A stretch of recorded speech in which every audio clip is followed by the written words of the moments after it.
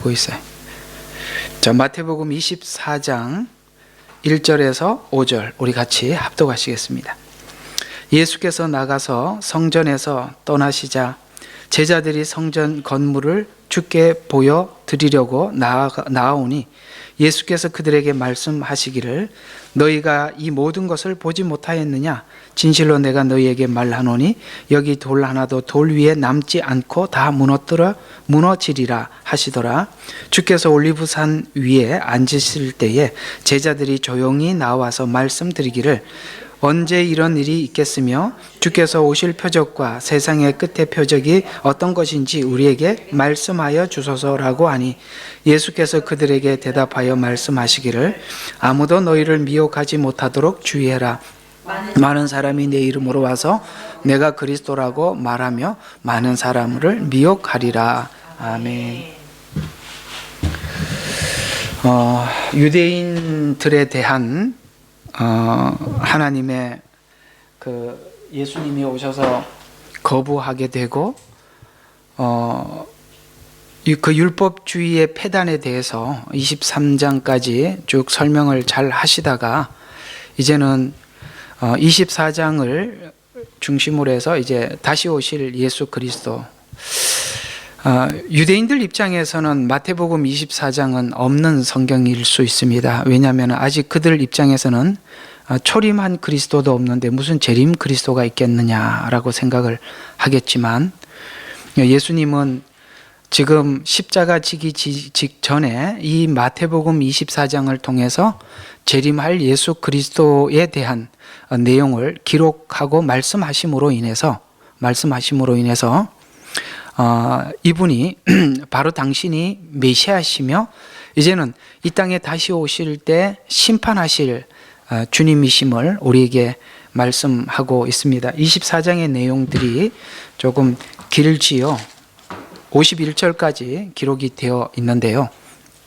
여기 있는 내용들을 이렇게 좀 토막 잘라서 오늘 이 내용이 어떤 내용인지를 여러분들과 함께 좀 긴 시간 함께 나누어 보려고 합니다. 자, 우리 오늘은 이 미혹에 대한 내용으로 여러분들과 함께 먼저 생각해 보려고 하는데요.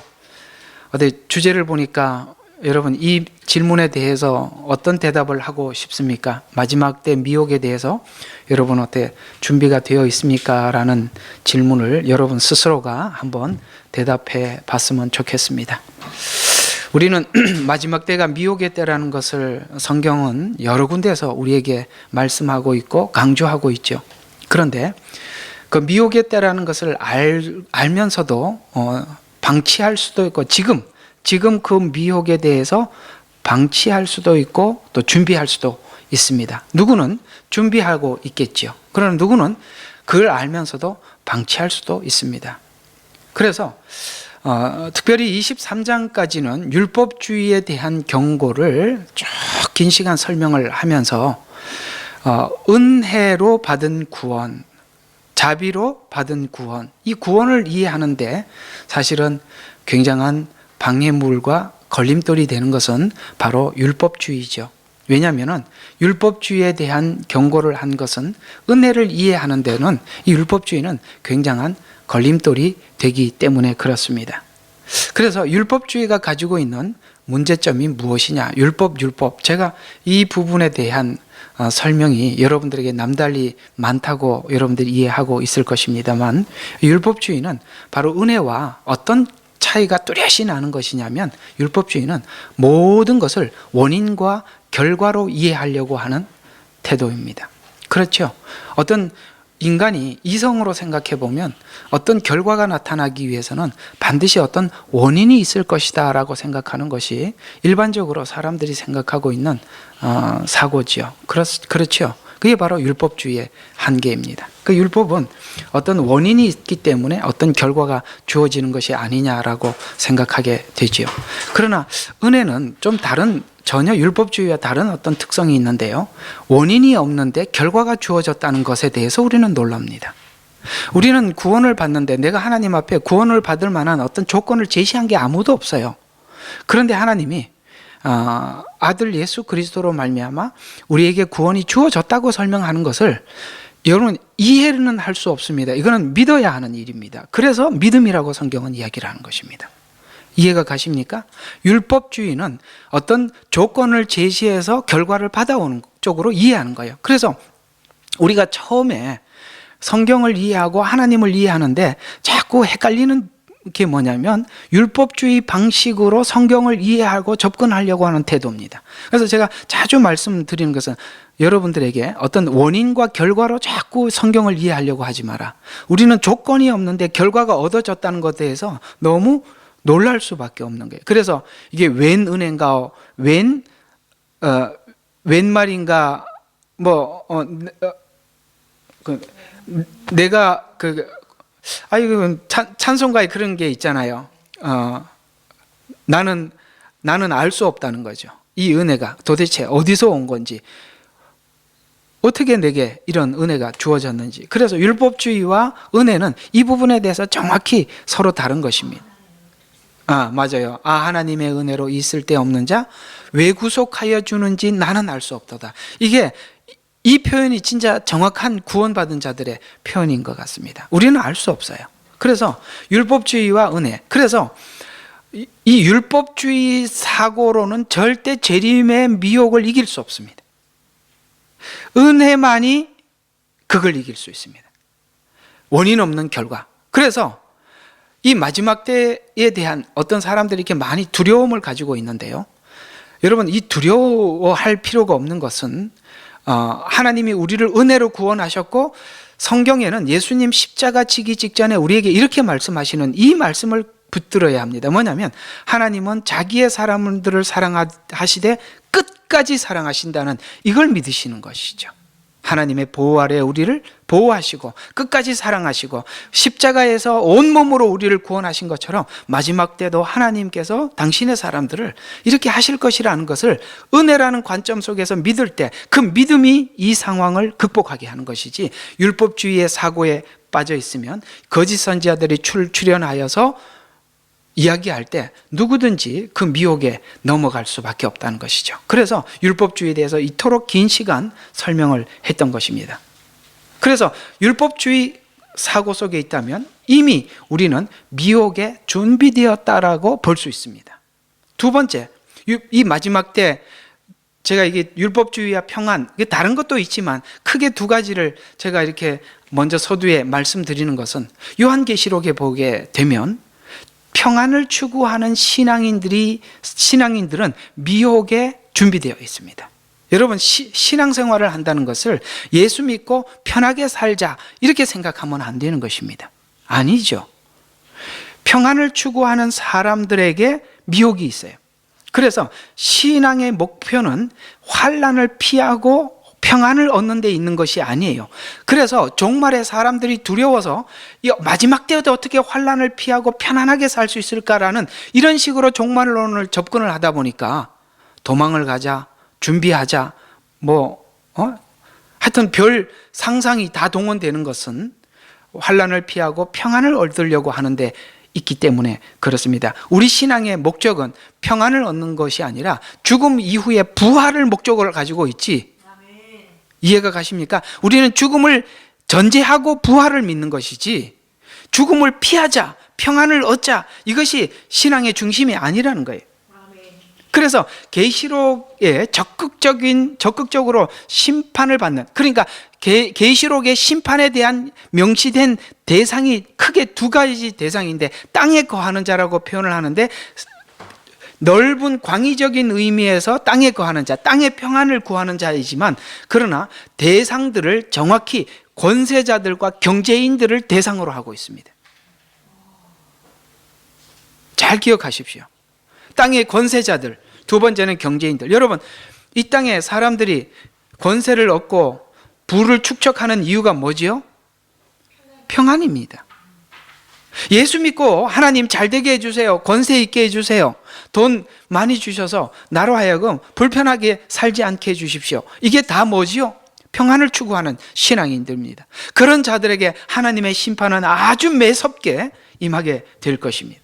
그래서 요한계시록은 적극적으로 심판을 받는 자들은 권세자와 경제인으로 성경은 묘사하고 있습니다. 그러나 우리의 신앙의 목표는 죽음을 피하는 것이 아니라 부활 이후에 얻을 생명이 우리 신앙의 목표입니다. 거기다가 잡아놓게 되면 이 마지막 때에 있을 이 환난도 우리에게는 별 의미가 없죠. 왜요? 우리는 죽음을 넘어서서 부활을 얻기 때문입니다. 그래서 미혹은 배교와 관련이 있어서 이것은 지금 마태복음 24장에 미혹을 받지 않도록 주의하라라는 말은 불신자들에 대한 경고가 아니고 믿는 자다라고 생각하는 자들이 자들에 대한 경고가 24장의 주 내용인데요. 이 경고는 크게 두 가지로 24장은 이런 맥락으로 설명을 하고 있는데요. 예루살렘 성이 멸망하게 될 것이다 라는 것입니다. 이것은 바로 초림 때, 예수님이 처음 오셨을 때, 초림 때 예수님께로부터 배척당한 유대인들을 예표하죠. 그렇습니다. 그리고 다시 이 예루살렘 성전이 무너질 것이고 다시 재건될 것이다. 이걸 이제 우리는 제3성전이라고 요즘 이야기를 하고 있죠. 재건. 그래서 재림은 그러니까 초림 때 이스라엘 백성들이 예수님을 거부해서 버림받은 것처럼 마지막 때도 재림 때도 배교하여서 버림받을 것을 하나의 예표로 삼고 있다는 거죠. 이스라엘이 하나님으로부터 배척당한 것처럼 초림 때, 재림 때도 그런 일들이 있게 될 것이다. 배교하는 일이 있게 될 것이다 라는 이런 관점에서 이미 있었던 사건, 예루살렘이 예수님을 배교해서 무너졌던, 성전이 무너졌던 사건, 그 이미 있었던 사건처럼 마지막 재림 때도 나는 예수를 믿고 있고 예수 안에 있다라고 생각하고 있는 자들 중에 아닌 자들을 하나님이 구별해내는, 바로 이런 두 가지 있었던 사실과 앞으로 있어야 할 사건, 성취와 예언, 이 두 가지를 가지고 지금 우리에게 설명해 들어가고 있습니다. 자, 그러면 오늘 이제 좀 적극적으로 오늘 본문을 한번 살펴보게 되면, 제자들이 예루살렘 멸망과 세상 종말에 대하여 어느 때 이런 일이 일어날 것입니까? 라고 예수님께 질문을 하죠. 이 질문의 배경은 예수님이 이미 23장에 이런 말을 했기 때문에 이 질문을 제자들이 하게 된 것인데요. 37절과 38절에 예루살렘아 예루살렘아 선지자들을 죽이며 너에게 보낸 자들을 돌로 치는 자야, 마치 암탉이 자기 병아리를 날개 아래 함께 모으듯이 내가 얼마나 자주 내 자손들을 모으려고 하였더냐. 그러나 너희가 원치 아니하였도다. 38절에 이 이야기입니다. 보라, 너희 집이 황폐하여 버림바 되리라. 이 질문 때문에 그렇습니다.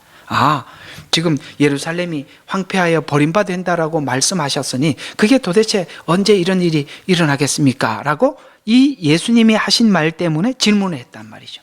그래서 징조의 배경에 대한 질문인데 24장이 질문에 대한 대답인데, 예루살렘 멸망과 세상 종말에 대해서 지금 묶어서 예수님은 설명하고 있습니다. 이 두 개가 묶여 있다는 거예요. 그러니까 예루살렘이 성이 멸망하는 것과 세상 종말 때는 재건될 것이, 이게 둘을 묶어서 설명을 하고 있다는 거예요. 그래서 어느 때, 어느 징조인가에 대한 질문과 대답입니다. 그러니까 어떤 때를 위해서 징조는 계속 우리에게 보여주고 있는 것이죠. 이해가 가십니까? 어떤 때, 어떤 날을 위해서 징조는 계속 이렇게 쭉 설명해 들어가고 있죠.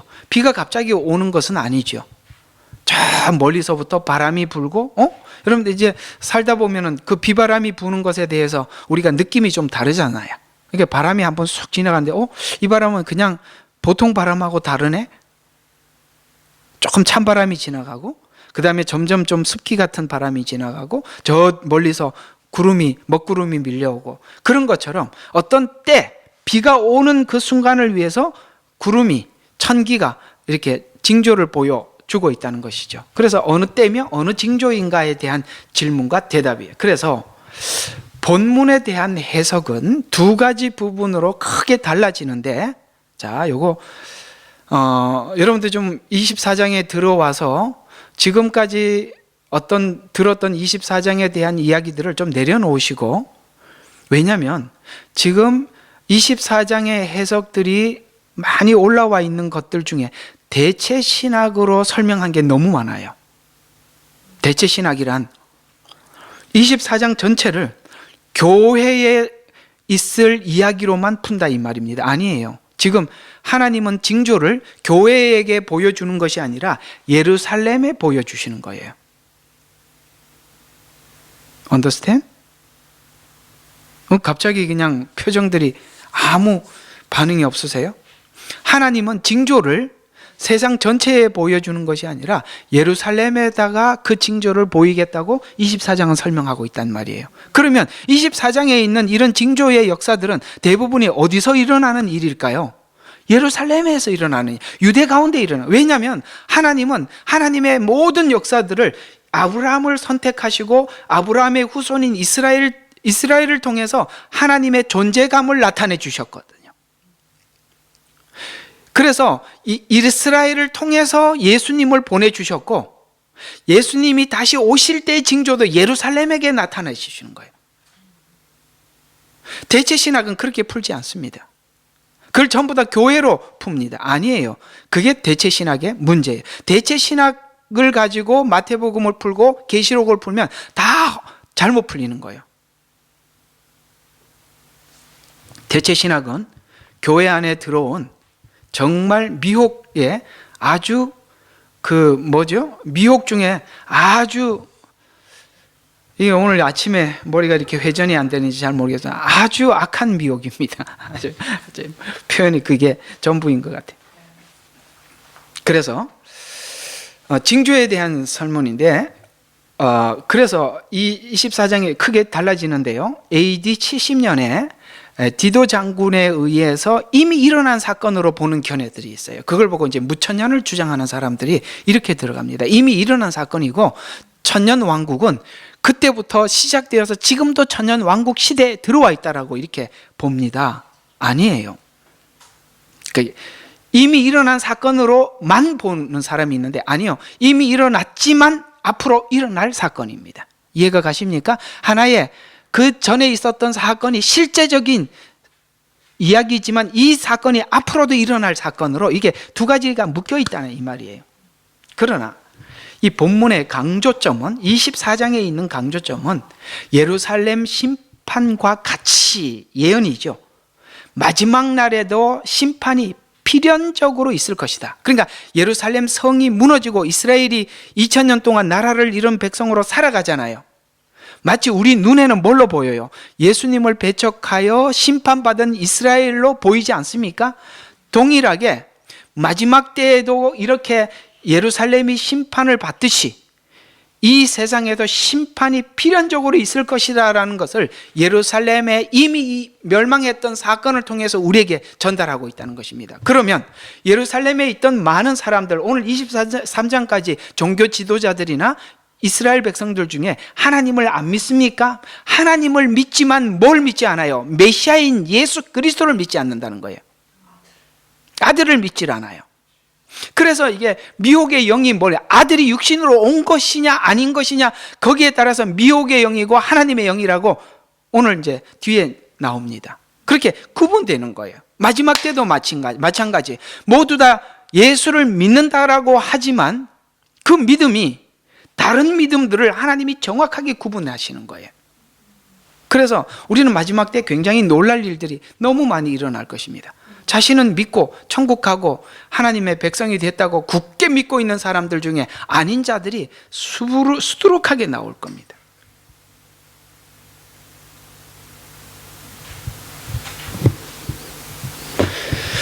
자, 실제적인 이야기, 그 있었던 사건으로, 과거에 있었던 사건으로 보면 예루살렘 성전은 BC 19년에 착공 시작해서 AD 63년에 완공합니다.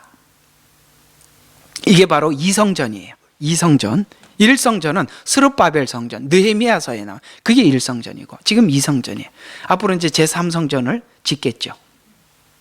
그리고 63년에 완공되었는데 그 3년 후에 네로 장군의, 로마의 항거한 디도 장군에 의해서 AD 70년에 성전이 파괴가 됩니다. 여러분, 이 성전 파괴 후에 이스라엘 백성들은 유랑 생활이 시작되는데요. 여기 보면 돌 위에 돌 하나도 남지 않고 다 무너뜨리리라 말씀하신 것처럼 그 2차 성전을 만들 때 이 동서남북 4개의 성벽을 쌓을 때 그 경제인들, 돈 있는 부를 축적한 사람들이 성전을 하나 쌓고 정치인들이 하나 쌓고 종교인들이 한 편을 쌓고 평민들이 한 편을 쌓아서 이렇게 동서남북 성전이 완성이 되었어요. 그러나 경제인들이나 정치인들이나 종교인들은 이 하나님의 성전을 쌓을 때 그 하나님 앞에 예물을 드린다고 금붙이를 돌과 돌 사이에다가 끼워 넣었어요. 예루살렘 성전이 불탈 때 그 금이 녹아 내리는 걸 보고 이 사이에 금이 있다는 걸 알고 로마 군대가 와서 전부 그 성전의 돌을 다 무너뜨리는 바람에 성전이 완전히 회파되었어요. 그 지금 남아있는 통곡의 벽은 평민들이 쌓은 벽인데요. 평민들은 돈이 없어서 거기다가 금붙이를 넣지 못해서 그 남아있는 게 지금 통곡의 벽이거든요. 예수님이 말씀하신 것처럼 정말 돌 위에 돌 하나도 남지 않고 완전히 무너뜨려졌듯이 이것은 뭘 의미하느냐? 지금 이스라엘 백성들이 구약에 뭘 중심으로 신앙생활을 했습니까? 성전 중심 신앙생활을 했습니다. 그러나 그 성전은 어디에 있습니까? 오늘 우리 성경이 말씀하는데 성전은 성령이 거하는 전인 우리 속입니다. 우리가 교회에 있는 공동체는 뭡니까? 예수를 구주로 믿는 사람들이 함께 모여 신앙생활을 것이 교회이지요. 그러니까 성전에서 신앙생활을 했던 유대인들은 그 예배 신앙생활 전부가 대부분은 형식에 지나지 않았다는 거예요. 여러분, 이런 걸 하나님이 다 구분해내시는 거예요. 그래서 성전이 파괴가 되고 유대인들은 유랑생활을 시작하고 있죠. 그래서 이 지금 예수님이 설명하고 있는 본문의 배경은 AD 30년 초반인데요. 2020년 넘게 지금 이제 이 성전이 무너진 이후에 지나가고 있지요. 예루살렘 멸망과 재건이 이 두 사건을 함께 두고 설명하고 있는데 이 두 사건의 공통점이 있어요. 그때 무너질 때 사건과 재건될 성전의 그 공통점은 예수님 사역의 가장 절정을 이루고 있다는 것에서 공통점을 가지고 있습니다. 어떤 절정이냐면 이 두 사건의 특징은 두 번째 성전, 그러니까 그 성전이 무너질 때는 십자가 구원 사건과 관련되어 있죠. 그렇죠? 앞으로 제3성전 재건은 재림과 관련되어 있습니다. 그러니까 이 무너지는 것과 그 다음에 재건은 예수님 사역의 가장 절정이죠. 그래서 우리 성경의 가장 절정이 십자가와 재림입니다. 그 뒤에는 재림 이후에 우리가 있을 뭡니까? 부활과 승천과 이건 이제 하나님이 다 하실 일들이에요. 그러나 우리가 육안으로 볼 수 있는 가장 절정은 바로 십자가와 재림이죠. 이 두 사건이 바로 예루살렘 성전과 밀접한 관계를 가지고 있어서 그러니까 하나님은 이 모든 중요한 사건들을 어디에 나타내셨어요? 이스라엘에. 그래서 하나님은 시편에 예루살렘은 이스라엘은 나의 눈동자라고 이야기하는 거예요. 하나님의 눈이 그곳으로 향하고 있고 그곳에 하나님의 모든 징조를 보여주고 있는 것입니다. 그런 모든 것들을 자꾸 교회에서 이런 일이 있고 교회로 붙이지 말란 말이에요. 그건 하나님은 이스라엘에게 당신의 모든 그 표현들을 거기다가 표현을 하시고 계시지 교회에다 표현하지 않아요.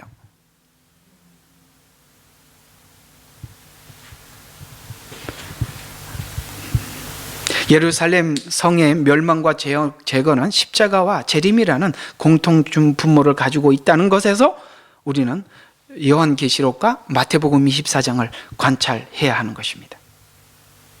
예수님 초림 때 예루살렘이 예수님을 영접하지 않으므로 멸망받고 심판을 받았듯이 재림 때에도 동일하게 불신자들이 심판받을 것을 예표함으로 동일한 의미를 가지고 있습니다.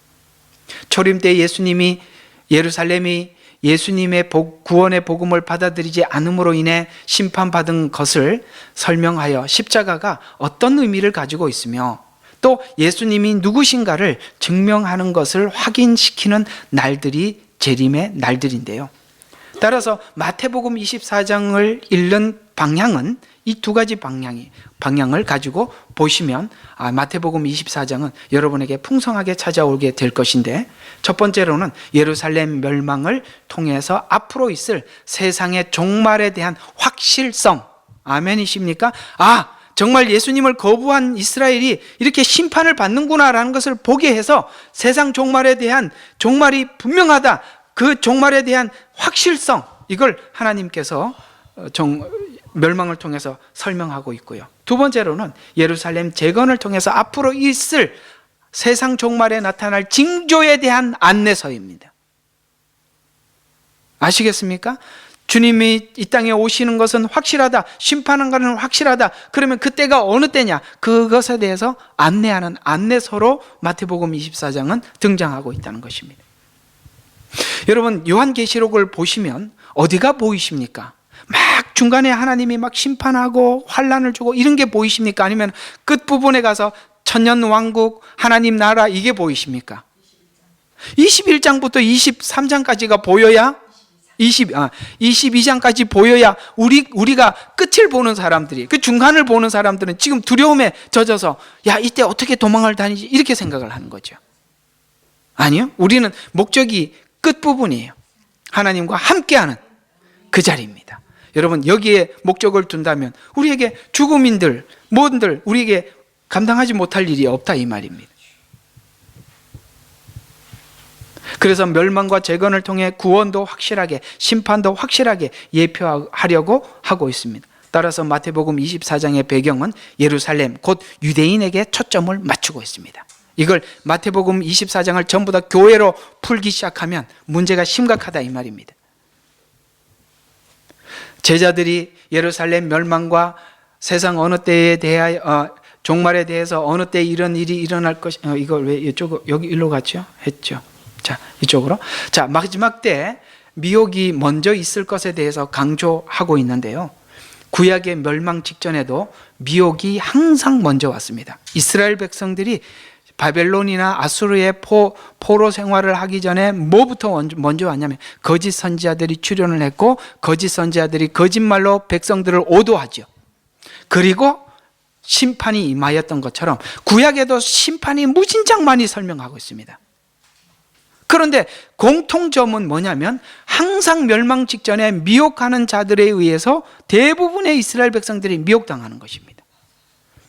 요한일서 4장 1절과 6절에 그 미혹에 대해서 이렇게 설명하고 있습니다. 사랑하는 자들아, 모든 영을 다 믿지 말고, 여러분, 영으로 하나님을 믿으려고 하지 마십시오. 모든 영을 다 믿지 말고 그들이 하나님께 속하였는지 시험해봐라. 이는 많은 거짓 선지자들이 세상에 나왔습니다. 자, 그러면 요한일서가 쓰여지고 있는 이 당시는 언제예요? 초대교회 아닙니까? 이미 초대교회에서부터 뭐가 나왔죠? 거짓 선지자들이 이미 출현을 했습니다. 무슨 말이냐면 이제 구원의 완성을 십자가에서 하나님이 예수 그리스도를 통해서 완성하셨습니다. 그렇다면 지금 다음 수단으로 마귀가 할 수 있는 일은 뭐냐면 그 메시아가 당신들을 구원한 예수가 메시아가 아니라고 설명하는 겁니다. 이해가 가십니까? 이미 구원은 완성됐다고요. 그러면 아니라고 설명해야 돼요. 그러니까 그게 미혹이에요. 그러니까 사단은 아차, 놓쳤구나. 바로 시작한 게 뭐예요? 그 메시아가, 예수가 메시아가 아니라는 것을 설명하는데 주력했다는 것이죠. 그래서 영을 다 믿지 말고 하나님께 속해 있는지 시험해라. 그러면 뭘로 시험할 수 있느냐? 이는 많은 거짓 선지자들이 세상에 나와 있어요. 초대교회에 이미 많은 거짓 선지자들이 나왔다면 지금은요, 훨씬 더 많이 나와 있겠죠. 하나님의 영을 너희가 이렇게 알지니, 하나님이 대답을 주시네요? 이렇게 알으래요. 예수 그리스도께서 육신으로 오신 것을 믿는 모든 영은 하나님께 속한 것이요. 이렇게 설명하고 있어요. 이게 무슨 뜻이죠? 예수 그리스도께서 육신으로 온 것을 시인하지 아니하는 모든 영은 하나님께 속한 것이 아니라 아주 명확하게 이렇게 육신으로 온 것을 인정하느냐 거부하느냐에 따라서 나누었어요. 그러면 이게 무슨 뜻이냐면 육신으로 오셨다는 것은 예수님은 이 땅에 실제적으로 제물로 오셨다는 거예요. 그러니까 거짓 선지자들이 뭘 주장하고 있어요? 예수님은 실제로 제물이 아니라고 이야기하는 거예요. 제물이 아니기 때문에 속죄가 끝나지 않았다고 이야기를 하는 것입니다. 이해가 가요? 육신으로 와야, 제물로 와야 우리를 대신해서 죽을 수 있는 거 아니겠습니까? 육신으로 오지 않았다고 이야기를 하는 거예요. 그래서 구약의 예언이, 여러분, 구약에서 이스라엘 백성들의 죄를 적나라하게 지적을 하고 그 뒤에 하나님의 해결책을 제시하죠. 구약 성경의 패턴이 그렇게 되어 있단 말이에요. 앞에는 아주 죄에 대해서 신랄하게 지적을 하다가 뒤에 가서는 그걸 해결책을 제시하는데, 그 해결책은 뭐였습니까? 너희들 똑바로 해, 그러니, 이렇게 설명하지 않지요. 마지막 날, 그때 그날 내가 누구를 보내주리니 그때 너희가 그를 알리라. 그러면 너희들이 기뻐하며 사슴같이 뛸 것이다. 그게 다 뭐예요? 너희들의 죄를 너희가 해결할 수 없다. 내가 보낸 그분 누구세요? 예수 그리스도입니다. 그분이 너희들의 죄를 대속할 것이다. 이제서야 우리는 우리 스스로의 어떤 죄 문제를 해결할 수가 없고, 하나님이 보낸 그 예수 그리스도를 통해서 우리가 죄 문제가 해결됨으로 인해서 이렇게 하나님이 우리를 구원하셨구나라는 것을 알고 우리는 아주 기뻐 뛸 것이다. 이게 지금 다 구약의 예언은 우리에게 죄를 지적하는 데 목적이 있는 것이 아니라 너희들의 이렇게 죄 문제를 스스로 해결할 수 없는 존재라는 것을 설명을 하고, 이 문제를 오직 나만이, 하나님만이 해결을 하는데, 그것을 하나님이 하나님의 능력과 권능과 권세로, 야, 너희들의 앞으로 죄가 없는 것으로 해, 이렇게 하나님이 그냥 말로 공포하는 것이 아니라 아들을 보내셔서 정말 실제로 우리를 대속하는 대속제물이 되게 하시고, 그렇게 우리를 구원하셔서 우리에게 생명을 주셨다는 것을 가르쳐 주는 것이 구약 성경이 우리에게 자랑하고픈 복음이란 말이죠. 근데 이 거짓 선지자들은, 많은 미혹하는 자들은 그것을, 예수님이 육체로 오신 것을 거부하면서 속죄 의식 없이, 우리에게 속죄 의식 없이, 십자가 구원 없이 구원하셨다라고 영으로 설명을 하는데, 이게 어떤 문제를 가지고 오게 되냐면, 이 구원은 불완전한 구속이에요. 왜냐하면 하나님이 죽으리라 라고 말씀하셨는데 죽지도 않고 앞으로 살려줄게 그러면 하나님의 공의가 무너지죠. 여러분, 공의가 무너지면 그 사람을 믿을 수 없어요. 안 그래요? 사랑이 상대를 믿게 하기도 하지만, 사랑이 상대를 믿기도 하지만 무조건 사랑만 할 줄 알고 공의가 없는 사람은 우리는 믿을 수 없어요. 그래서 그런 걸 불완전한 구속으로 몰고 가는 것이고, 또 하나는 영으로만 구원하셨다라고 해서, 영으로만 구원하셨다고 거짓말을 해서 우리의 6가지 구원을 부인하게 만드는데, 이게 무엇을 가지고 오냐면, 지금 현재 신앙생활을 하고 있는 우리들이 너희 몸을 거룩한 산제물로 하나님께 드리라는, 우리 몸을 드리는 실제적인 삶에 우리 신앙에 아무 영향을 끼치지 못하게 만든다, 이 말이에요. 이게 바로 초대에 있었던 영지주의예요. 아시겠습니까? 우리의 삶을 하나님 앞에 드리지 못, 영혼은 구원받았어요. 그러면 육은 그렇게 마음대로 살아도 된다는 거예요. 그래서 우리의 삶을 하나님이 목적하신 거룩한 삶으로 인도하지 못하게 만드는 거예요. 상당히 심각합니다. 이해가 가십니까? 이게 단순히 별거 아닌 게 아니라 아주 심각한 미혹이라는 것입니다. 이것이 곧 적그리스도의 영이니라 그것이 오리라는 것을 너희가 들었으나 지금 그것이 이미 세상에 있느니라. 와, 이미 초대교회에 이미 시작되었대요. 그러면서 쭉 설명하다가 어린 자녀들아, 제가 믿음이 연약한 지체들에게 이렇게 권면하고 있습니다. 이 말씀 줄을 좀 쳐주시고 잘 기억해 주시기 부탁드립니다. 너희는 하나님께, 자, 뭐라고요? 속하였고. 아멘. 예, 믿음이 어린 자녀들아 걱정하지 마라. 너는 하나님께 속하였고 또 그것을 이겼으니. 아시겠습니까? 그분이 이기셨단 말이에요. 우리가 이기는 게 아니라 그것을 이겼으니. 이는 너희 안에 계신 분에게 속하였으니. 하나님을 아는 자는 아시겠습니까? 속해 있단 말이에요. 그래서 하나님을 아는 자들은 우리 말을 듣고, 지금 너희들이 하나님께 속하여 예수를 믿으면 하나님께 속해 있습니다, 그분이 너희들을 대신해서 십자가에 죽으셔서 이겼습니다, 이런 말을 하는 우리 말을 듣는다 이 말이에요. 거짓 선지자들은 그렇게 안 가르쳐서 우리 말을 안 들어. 이 우리는 누구죠? 요한이죠. 그래서 우리 말을 듣는다는 것은 정상적인 복음의 전도자의 말을 듣는다는 거예요. 하나님께 속하지 아니하는 자는 우리 말, 이 복음을 전하는 사람들의 말을 듣지 아니하느니라. 이로써 우리가 진리의 영과 미혹의 영을 아느니라. 전해보면 알아. 전해보면. 이게 은혜를 전할 때 그걸 알아듣는 사람이 있고 그 못 알아듣는 사람이 있는데 그 둘은 분명히 다른 영입니다. 이게 성경 어디라고요? 요한일서 4장 1절에서 6절입니다. 외우시기를 부탁드립니다. 자, 그러면 마지막 때에 성경은 이미 이렇게 말씀하고 있습니다. 마지막 때 나타날 흰말, 즉 마지막 때 첫 번째 나타난 말이 4마리가 등장하는데요. 그 첫 번째 말이 흰말이에요. 그 뒤에 뭐 청황색 말, 무슨 붉은 말, 검은 말 이런 것들은 아주 해석에 아무 문제가 없어요. 대부분이 동일한데 흰말에 대해서 사람들이 굉장히 혼란스러워요. 그럼 이 흰말이 예수님이 타고 온 흰말이냐, 아니면 이 진짜같이 포장된 가짜냐, 이 질문에 이 말이 가장 설득력 있고 옳다고 봅니다. 왜냐하면 성경 전체가 맥을 그렇게 하고 있기 때문에.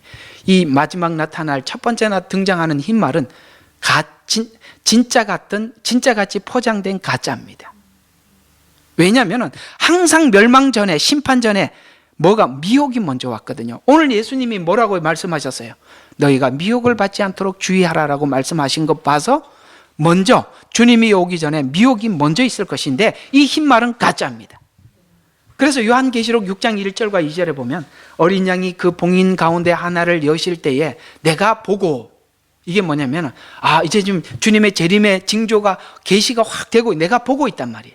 내가 들으니 내 짐승 가운데 하나가 천둥 같은 소리를 말하기를 와서 보라 말하기에 내가 보니 보라 흰말 한 마리가, 요건 이제 미혹의 말인데요, 있는데 그 위에 탄 자가 활을 가졌더라. 여러분, 활은 뭐 하는 거죠? 죽이는 무기 아니겠습니까? 흰말이 활을 가지고 등장을 한다? 여러분, 승리하는 장군들은 흰말을 타고 호를 들고 나타나지 않나요? 승리의 지휘관을 들고, 지휘봉을 들고 나타나야 하는데 흰말을 탄 자가 활을 들고 나타난다? 이건 좀 이상하죠. 그건 죽이는 무기죠. 여러분, 마지막 때 미혹은 영혼을 죽이는 자로 등장하는데요, 그에게 한 면류관이 주어졌고 그는 나가서 정복하려 하더라. 이건 뭐예요? 정복하고는 과거형이죠. 이미 정복했던 과거가 있습니다. 그게 뭐예요? 아담과 하와를 뭐죠? 거기서 미혹하여 하나님으로부터 멀어지게 만드는 경험이 있지요. 그래서 정복하려 하더라. 이 뭐예요? 마지막 때 하나님이 이렇게 계획을 세운 이 계획 가운데 자기가 개입을 해서 결국은 하나님의 그 계획을 뒤집어 엎으려고 하고 있다 이 말이에요. 정복하려고 하더라. 그러나 예수님은 정복하려 하지 않아요. 그분은 이미 정복하신 분이죠. 하려 하더라. 다르지 않습니까? 그래서 예수님은 어디에서 정복했습니까? 십자가 위에서 내가 세상을 이겼노라. 아멘. 그래서 이 흰말은 성경에 심판 직전에 항상 거짓 선지자들에 의해 미혹을 받은 후 심판이 진행된 걸 봐서 이 흰말은 바로 미혹의 말이다라고 이렇게 표현할 수 있습니다. 그래서 본문 24장 4절은 너희를, 여기서 말하는 너희는 유대인, 직접으로 말한다면 제자들이죠. 왜냐하면 제자들에게 예수님이 말씀하고 있는데 포괄적으로 1차적으로 유대인 너희 전체죠. 그러니까 앞으로 있을 내용들은 여기 24장에 등장하고 있는 이 내용들은 다 유대인들이 1차적으로 들어야 될 메시지죠. 그 다음에 이방 그리스도인, 오늘 우리는 그들과 함께 연합된 자들이기 때문에 우리에게도 동일하게 2차적으로는 우리에게, 아시겠습니까? 그러니까 항상 1차, 2차를 받고, 이게 대체 신학은 우리 그리스도인들이 1차로 가버린 거예요. 아니요. 이 1차는 유대인들에게 한 메시지라 이 말입니다.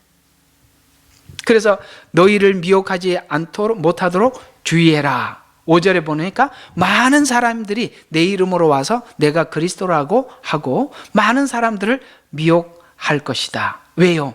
유대인들은 지금 가지고 있는 메시아상이 문제가 심각하죠. 어떤 문제를 가지고 그들이 가지고 있는 메시아상은 힘과 능력으로 임할 메시아를 기대하고 있지요. 그러나 힘과 능력을 이제 마지막 때 이 흰말을 탄 미혹의 어떤 적그리스도가 나타나서 힘으로 등장하죠. 능력으로 등장합니다. 하늘에서 불이 내리고 또 우상이 말을 하게 하는 굉장한 능력을 보여주고 있지만, 그러나 힘과 능력을 받지만 그가 진정한 메시아가 아닌 것을 그때 드디어 유대인들은 확인을 하게 될 것입니다. 그래서 이 마지막 때 그 많은 사람들을 미혹하기 위해서 많은 거짓 선지자들이 출현을 합니다. 여러분, 마지막 때 많은 거짓 선지자들이 등장하게 될 것입니다. 그걸 준비하셔야 하는 것입니다. 여러분들이 지금 주일 낮 오후 시간에 설교도 설교지만 교리 같은 내용들을 자꾸 강조하는 이유가, 여러분 이 교리의 뼈대를 우리가 분명하게 모르면 여러분 설교를 감정으로 듣지 마십시오. 냉정하게 사실로 들어야 하는 것입니다. 사실로 듣기 위해서는 교리가 분명하게 뼈대가 서 있어야 해요. 그래서 이런 교리 듣는 것을 여러분이 너무 힘들게 여기지 마시고 차근차근 여러분 것으로 소화시켜 놓으십시오. 그것은 여러분에게 마지막 종말에 엄청난 자산이 될 것입니다. 그리스도를 어떤 존재에서 의식하는가에 따라서 그리스도 진리에 대한 정상적인 이해와 지식이 미혹의 때를 견디게 하는 것입니다. 미혹은 지식과 관련이 있지요. 그렇죠? 그러니까 무식하니까 당하는 거죠. 자, 그래서 오늘 결론에는 조금 사실은 결론에서 좀 할 얘기가 많아서 빨리 오려고 그랬는데 좀 시간이 걸렸네요. 자, 우리 미혹에 노출된 세 가지 크게 제가 한번 정리를 해봤습니다. 요한계시록에는 이 세 가지 때문에 미혹이 되더라고요. 그래서 크게 은사주의, 자, 은사주의 때문에 미혹이 됩니다. 여러분, 은사주의는 복음을 지원하기 위한 것이지 복음 자체는 아니에요. 공감하십니까? 복음을 돕는 역할을 하는 것이지 그 자체가 복음은 아니라 이 말이에요. 그걸 히브리서 5장 4절과 8절에 이걸 가지고 사람들이 굉장히 많이 이게 오용된 내용이기도 하지만 이건 참 귀한 메시지예요. 자, 한번 깨우침을 받고, 이건 뭐냐면 하나님이 천상에 대해서 잠시 열어주신 거예요. 하나님이 예를 들어서 내가 죽어서 천국 갔다 보고 왔습니다, 이런 것들도 하나의 하나님 깨우침을 받는, 또 교회 가서 그게 그거구나 하고 깨우침을 받는 거, 이런 것들이 한번 하나님이 일시적으로 열어준 천상이지, 믿는 것은 개인적으로 예수를 영접하는 것이지 깨우침을 받는다고 구원받는 건 아니라 이 말이에요. 교회 와서 이 말이 진리네 하고 동의는 할 수 있어요. 여러분 있잖아요, 이 설교 메시지에 자꾸 동의만 하지 마시고 믿으셔란 말이에요. 나는 설교를 하다 보면 어떤 사람들이 동의만 하는 사람들이 너무 많아요. 왜 안 믿습니까? 믿는 거하고 동의하는 거는 뭐가 다르냐면, 지적으로는 서로 저하고 같은 생각입니다 라고 할 수는 있어도요, 믿는 것은 변화가 있어요. 변화는 없는데 지적으로는 자라갑니다. 그거는 믿는 게 아니에요. 그래서 하늘의 선물을 맛보며, 이거 은사 활동을 통해서 하나님이 하나님 나라를 보여준 것을 이야기하는 것입니다. 선물을 한번 맛을 봤잖아요. 맛본 것은 그건 내 것이 아니에요. 그냥 맛을 본 거죠. 성령의 동참자가 되고, 이건 뭐냐면 성령의 어떤 비침을 받았다는 겁니다. 그 다음에 하나님의 선한 말씀과 오는 세상의 능력을, 여기 지금 맛이라는 말이 계속 등장하잖아요. 능력을 맛본 자들이 만약 이렇게 했는데도 하나님이 복음에 접근을 하고 예수를 믿게 하기 위해서 맛을 보게 하고 성령의 동참자가 되게 하고 이렇게 쭉 다 했는데도 만약 우리가 거기에 대해서 떨어져 나간다면 다시 새롭게 하여 회개시킬 수 없나니, 무슨 말이냐면 믿을 수 있도록 하나님이 모든 걸 동원해서 우리에게 열어주셨는데 그걸 내가 만약에 거부한다면, 믿지 않는다면, 이런 말이에요. 이는 스스로 그들이 스스로 하나님의 아들을 다시 십자가에 못 박아 공개적으로 알면서도 거부하는 것은, 알면서도 거부하고 믿지 않는 것은 하나님을 조롱하는 격이라 이 말이에요. 이는 땅에, 자, 요 뒤에 메시지는 딱 여기서 딱 끊어서 다른 이야기예요. 이는 땅에 그 위에 자주 내리는 비를 흡수하여, 무슨 말이냐면 우리의 마음은 땅으로 비유를 하죠. 그래서 씨 뿌리는 비유가, 이 씨는 하나님의 말씀이요, 땅은 우리의 마음이에요. 그러면 여러분, 진정한 복음이 우리 땅 마음에 뿌려지면 뭐예요? 자, 봐요. 자주 내리는 비를 흡수하여, 이게 하나님의 은혜를 계속 우리가 흡수하죠. 진정한 성도는 하나님의 은혜의 말씀을 흡수합니다. 그래서 밭 가는 자들에게 적합한 농작물을 내면, 밭 가는 자들이 누구냐? 농부를 이야기하는데, 하나님을 농부라고 표현하기도 하고 정상적인 복음을 전하는 자들이 요구하는 요구이기도 합니다. 그래서 적합한 농작물이 뭐냐면 성령의 9가지 열매들이에요. 그 적합한 농작물을 내면 하나님께 복을 받으사, 만일 가시와, 그게 또 만일이에요. 그런데 이렇게 말씀을 듣고 만일 우리의 삶에 나타나는 게 가시와 엉겅퀴, 이게 뭐냐면 사람들을 아프게 하는, 공격하는, 그 사람의 앞에 가면 찔리기만 하는 이런 것들이죠. 저주에 가까워서 그 마지막은 불사름이 돼요. 그렇죠. 누가 가시와 엉겅퀴를 창고에 들이겠습니까? 그건 불에 태우겠죠. 바로 이런 얘기죠. 여러분, 이걸 하나님은 우리에게 이 히브리서 5장 4절과 8절을 통해서 진정한 복음이 우리 속에 들어왔을 때와 말씀을 듣지만은 거부하는 자들을 이렇게 구분해 주는 거예요. 그러니까 너희들이 말씀을 듣고 그 뒤에 삶이 하나님이 원하는 열매로 나타나느냐, 가시와 엉겅퀴로 나타나느냐. 여러분, 지식이 풍성해지면 공격밖에 할 줄 모르지요. 설교를 해보면 그래요. 은혜를 받은 사람들은 살아가려고 몸부림치고, 지식으로 받은 사람들은 이게 틀렸네, 이게 옳으네, 틀렸네, 이렇게밖에 따질 줄 모른다 이 말이에요. 그래서 체험은 복음을 정착하기 위한 수단이지 은사주의예요. 체험을 넘어 복음에 정착되지 못한 자들이 마지막 때 미혹이 있을 것입니다. 왜? 마지막 때 엄청난 역사가 나타날 거예요. 그래서 은사주의에 빠져있는 자들은 이 미혹에 다 휩쓸려 가게 될 것입니다. 복음에 정착된 자인가 아닌가는 열매를 확인하면 되는데, 나무가 바뀌어 있는지 확인해봐라 라고 이렇게 질문하고 있는 것이 히브리서 5장 4절과 8절. 첫 번째, 미혹에 노출된 자가 누구라고요? 은사주의에 빠진 자들이에요. 자, 두 번째, 누구일까? 자, 성경적인 지식은 믿음에 도움을 주기 위한 것이지 지식이 믿음은 아니에요. 자, 지식은 지식일 뿐 믿음은 아닙니다. 요한복음 9장 41절에 보니까 예수님이 쭉 설명을 하니까 우리도 소경이란 말인가? 이렇게 사람들이 대받아쳐 예수님께 역질문을 하죠. 우리도 소경이란 말인가? 라고 하니 예수께서 그들에게 말씀하시기를, 자, 봐요. 만일 너희가 소경이라면 죄가 없을 것이나, 눈이 안 떠졌다면, 지식이 없다면, 여기 다른 말로 하나님에 대한 지식이 없다면 죄가 없을 것인데, 이제 너희가 말하는 것을 우리는 본다. 지식이 있다 함으로 너희가 죄가 남아있느니라. 이해가 가십니까? 아는 것은 죄가 해결된 게 아니에요. 아는 것은 아는 것이고, 죄가 해결되는 것은 아는 것을 내 마음에 받아들여 하나님 앞에 회개하고 나가는 것입니다. 그래서 개역개정에는 안다고 하니 죄가 거저 있느니라, 이렇게 개역개정에는 기록되어 있습니다. 또 여러분, 마귀도 알고 믿지요. 그렇다고 마귀는 구원받은 대상은 아니잖아요.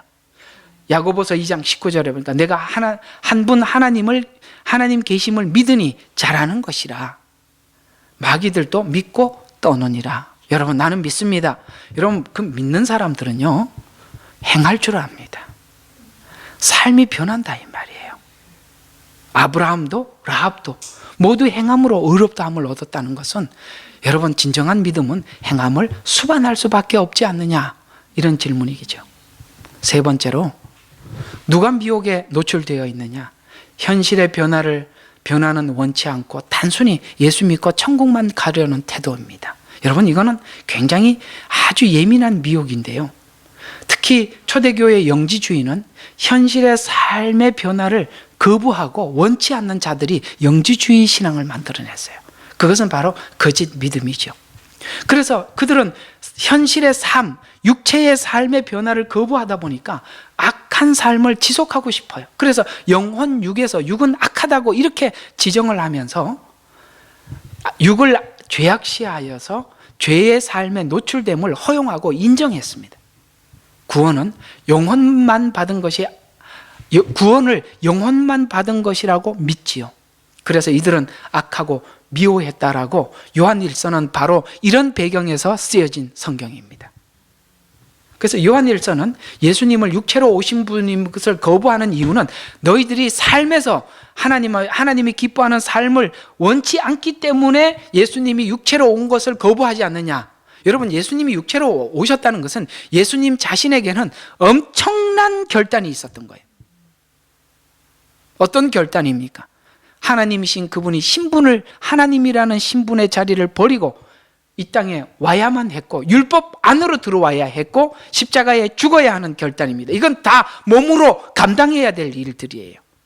우리가 예수를 믿는다는 것은 몸으로 감당해야 될 일들인 거예요. 그런 거 하고 싶지 않은 거예요. 여러분, 예수는 믿고 천국만 가자, 이런 식으로 예수를 믿습니까? 이런 복음은 그게 아니거든요.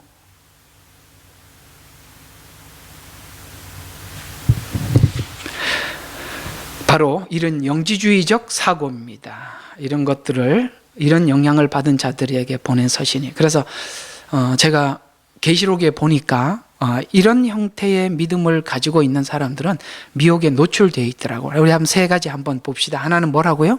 은사주의.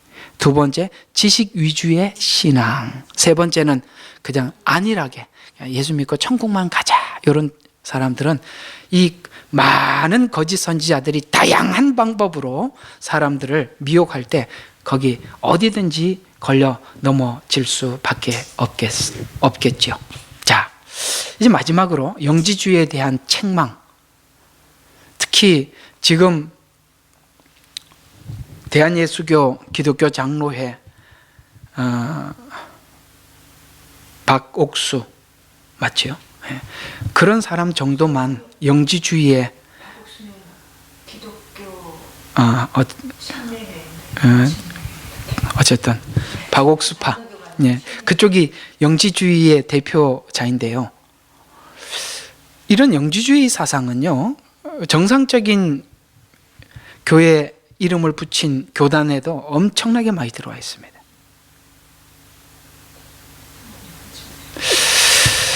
자, 그 내용이, 책망된 내용이 요한계시록 2장에 이렇게 설명하고 있습니다. 2장 14절과 16절에 내가 두어 가지 책망할 것이 있나니 이는 내가 발리암의 교리, 이게 뭐냐면 영지주의입니다. 지키는 자들이 있음이라. 그가 발락을 가르쳐 이스라엘 자손 앞에 거치는 것을 놓게 하며 우상에게 바친 제물을 먹게 하고 행음하게 하였느니라. 너희도 그리고 내게 역시 니골라파의 교리를, 이게 이제 영지주의입니다. 지키는 자들도 있도다. 내가 이것을 미워하노라. 회개하라. 그렇지 아니하면 내가 내게 속히 와서 내 입에 칼로 그들과 싸우리라. 무슨 말일까요? 영지주의는 회개가 일어나지 않는다는 거예요. 회개하라. 왜요? 회개는 삶의 변화를 증명해야 되죠. 근데 이 사람들은 삶의 변화를 원치 않으니까 회개할 필요가 없다라고 해요. 회개는 형식적으로 한 번 하면 끝난 걸로 여기지죠. 한 번 하면 영혼은 이미 구원받았어요. 육은 원래 악하니까 이대로 살아도 돼. 얼마나 사악한 교리입니까? 그럴 것 같았으면 예수님이 이 땅에 성육신 할 필요가 없었겠죠. 본을 보일 필요가 없었지요.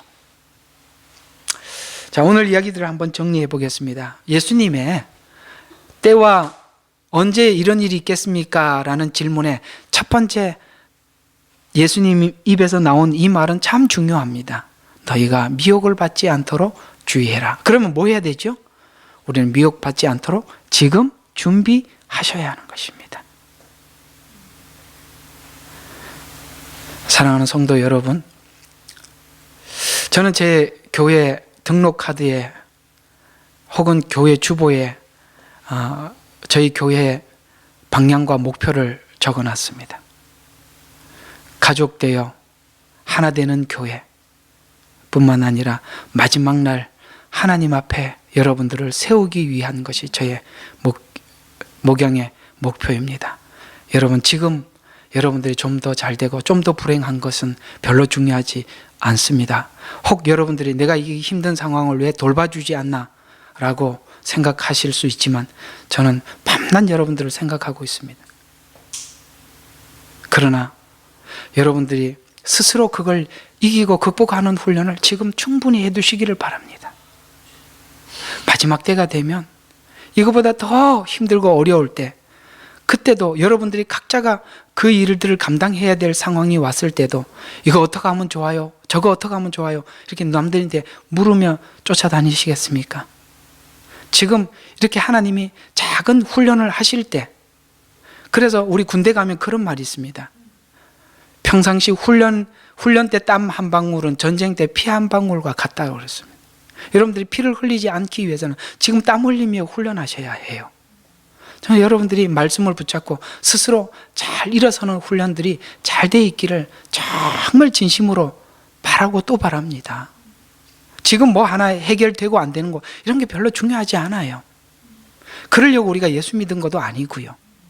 그러니 이 마지막 때에 있을 여러 가지 미혹과 환난을 잘 넘어서서 마지막 부활의 영광을 기대하며 여러분 이 시간들을 한 주간 한 주간 잘 극복하기를 진심으로 바라 마지 않습니다.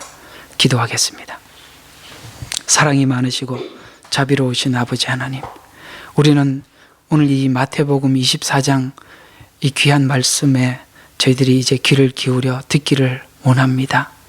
마지막 때 첫 마디, 너희가 미혹을 받지 않도록 주의하라고 하신 이 엄청난 선언을 우리 귀에 마음에 잘 간직하고 아버지 하나님 그때를 지금 준비할 줄 아는 넉넉한 성도들이 다 되도록 축복하여 주시옵소서. 우리를 구원하신 예수 그리스도 이름으로 기도합니다. 아멘.